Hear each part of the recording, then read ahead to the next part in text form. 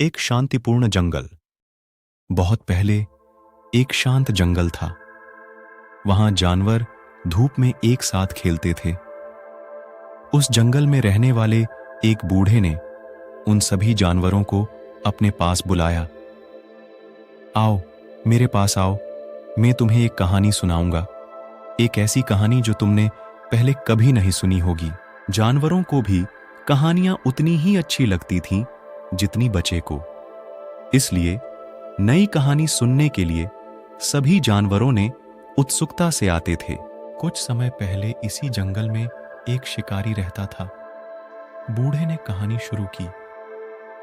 वो शिकारी ने सिर्फ अपने खाने के लिए ही जानवरों को नहीं मारता था। उसे जानवरों को मारने में बहुत मजा आता था। फिर जानवरों एक लंबी सांस ली और वे एक दूसरे के करीब आ गए। आपके दादा दादी और परदादा परदादी उस शिकारी से बहुत डरते थे। बूढ़े ने कहानी जारी रखी। उसके धनुष की आवाज सुनते ही वे अपनी जान बचाने के लिए दौड़ते थे। पर एक दिन कुछ ऐसा हुआ जिससे सब कुछ बदल गया। एक साधु, नारद नाम के एक मुनि इस जंगल में से गुजर रहे थे।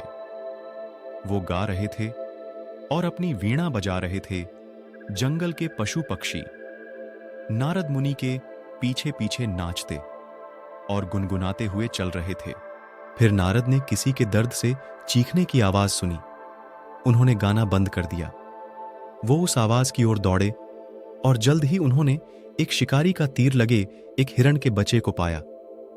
नारद उसे सांत्वना देने के लिए घुटने टेक कर बैठ गए और उन्होंने पूछा, क्या तुम जानते हो मेरे बच्चे, तुम्हारी साथ यह किसने किया है? मुनि, कृपया मेरी मदद करें, हिरण के बच्चे ने कहा। वो एक शिकारी था। अब मैं अपनी मां के पास दौड़कर नहीं जा सकता हूं। मां ने मुझे सावधान रहने, छिपने की चेतावनी दी थी। लेकिन मैं घास खाना चाहता था। जब मुझे तीर लगा तो मैं मां के लिए कुछ फूल इकट्ठा कर रहा था। हिरण के बच्चे ने फुसफुसाते हुए कहा, इससे पहले वो मेरी मां को मारे, कृपया उस शिकारी को रोकें।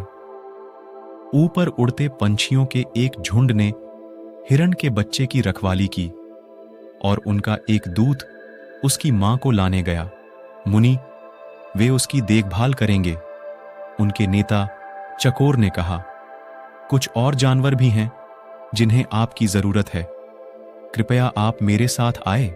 चकोर नारद को एक बड़े सूअर के पास ले गया जो अपने पेट में लगे तीर से दर्द में रो रहा था। नारद को देखकर सूअर ने सम्मान में अपना सिर हिलाया। फिर कहा, मुझे नहीं पता कि क्या आप मेरी क्या मदद कर पाएंगे। कृपया इस शिकारी को किसी और जानवर को मारने से रोकें। मेरे 5 छोटे बच्चे हैं। मेरी पत्नी उन्हें भला कैसे सुरक्षित रखेगी? जब तक वो शिकारी जिंदा है तब तक सभी जीव खतरे में हैं।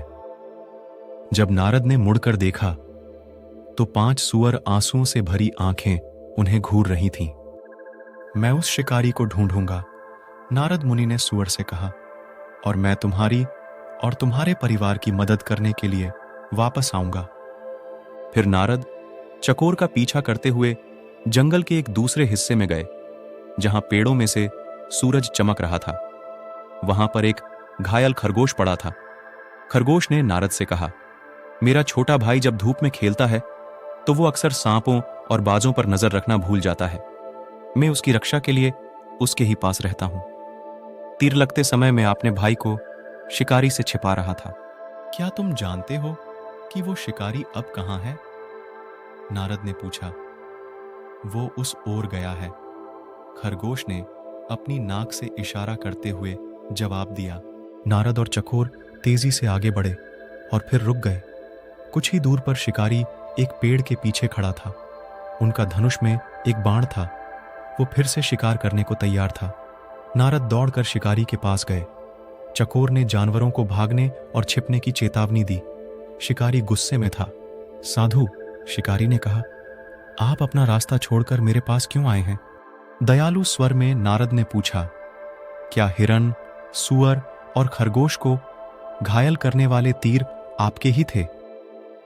हां, शिकारी ने गर्व से कहा, मैंने ही उन जानवरों को तीर मारे थे। नारद ने पूछा, कृपया मुझे यह बताएं कि आप उन जानवरों को इतना कष्ट क्यों दे रहे हैं? क्यों नहीं? शिकारी को चुनौती दी। मेरा नाम मगरी है, जिसका अर्थ होता है जानवरों का दुश्मन। मेरे पिता ने मुझे इस तरह शिकार करना सिखाया था। जब जानवरों को कष्ट होता है तो मुझे बड़ी खुशी महसूस होता है, पर आपको उससे क्या फर्क पड़ता है? उससे तुम्हें जरूर फर्क पड़ेगा, नारद ने कहा। चलो मैं तुम्हें दिखाता हूं। फिर साधु ने अपना एक हाथ ऊपर उठाया। तुरंत एक तेज हवा जंगल में से गुजरी, जिससे पत्ते तेजी से हिलने लगी। जब हवा रुकी तो शिकारी ने अपने चारों ओर देखा। हर जानवर जिससे उसने कभी चोट पहुंचाई थी या मार डाला था, ने अब उसे घेर लिया था। उसमें हाथी, बाघ, भेड़ियों, हिरण, बंदर, खरगोश, पक्षी और सांप शामिल थे। इनमें से प्रत्येक जानवर को देखो, मगरी, नारद ने कहा। उस कष्ट को याद करो जो तुमने उन्हें पहुंचाया था। वे एक के बाद एक करके, एक जीवन के बाद दूसरे जीवन में वो तुम्हें खोजने के लिए वापस आएंगे। तुमने अपने लिए एक अंधकारमय भविष्य पैदा किया है। नारद जी का बातों को सुनकर मगरी का मन बदल गया और मगरी ने शिकार करना छोड़ने के लिए वादा किया और उसका धनुष को तोड़ दिया।